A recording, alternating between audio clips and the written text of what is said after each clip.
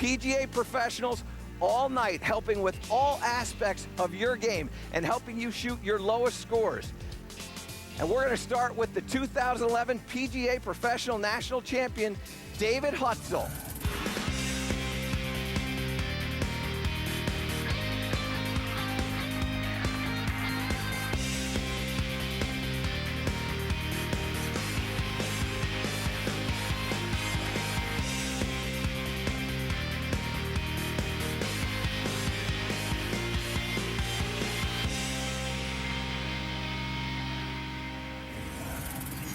The PGA Director of Instruction at the Elk Ridge Club in Maryland, Mr. David Hutsell, and what an incredible week that was for you, right? Oh, it absolutely was. To be that close to home in Hershey, Pennsylvania, just a mile and a half up the road from Baltimore, and just to, have the experience of being our champion is something I'll never forget. And you got a chance to play in a PGA championship and some other things that went along with that, right? Yeah, absolutely. I qualified for the PGA Cup team, which we played in Court of All last year. We're victorious. Yeah, right out here. Yeah, against the GB&I team. What a fantastic week with the families and the officers of the PGA. Couldn't have been greater.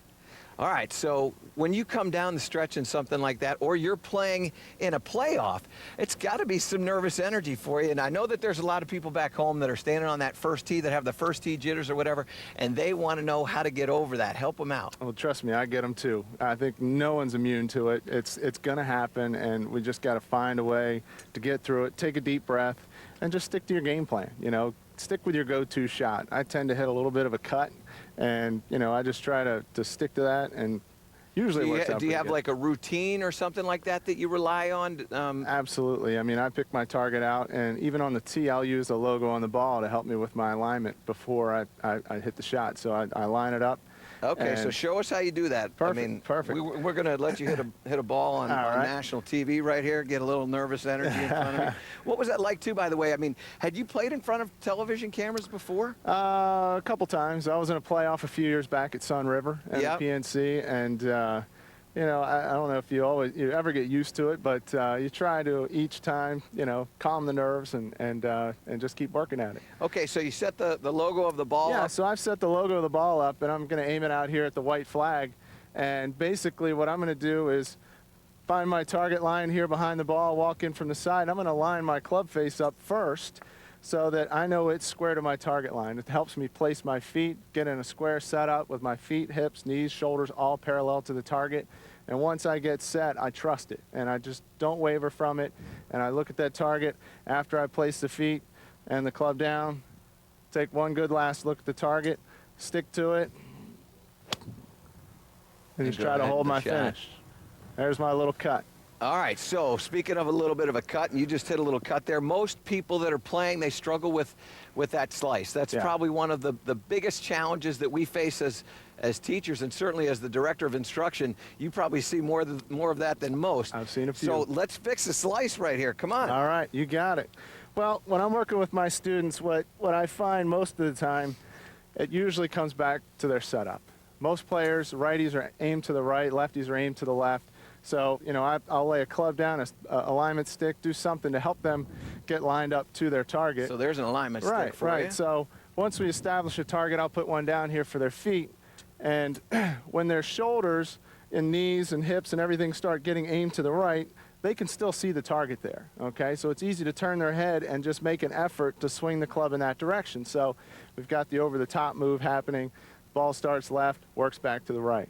So what I try to get them to feel, I'll sometimes put a couple tees down here on opposite sides of the ball, okay, and try to change the path of the golf club a little bit more from the inside to out. And the way... So what you're talking about is you want the path of the club to kind of come through there and miss those tees just like that. And the way they're going to do that, I try to explain to them, their arms are going to follow their shoulders. So if we start here with a nice square setup, I want them to feel like their shoulders stay closed longer so their arms can work more from the inside. So if they do that, they're going to start working the ball a little. It may not curve right away right to left, but at least they're going to change their path.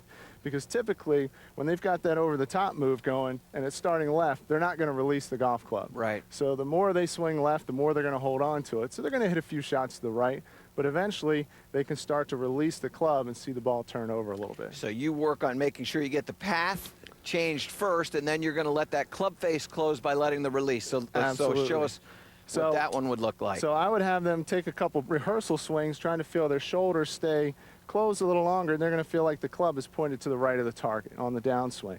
And then try to feel like they almost finish a little bit more right of target with their chest and belt buckle to start that ball out to the right, and then work on, of course, the release of the club.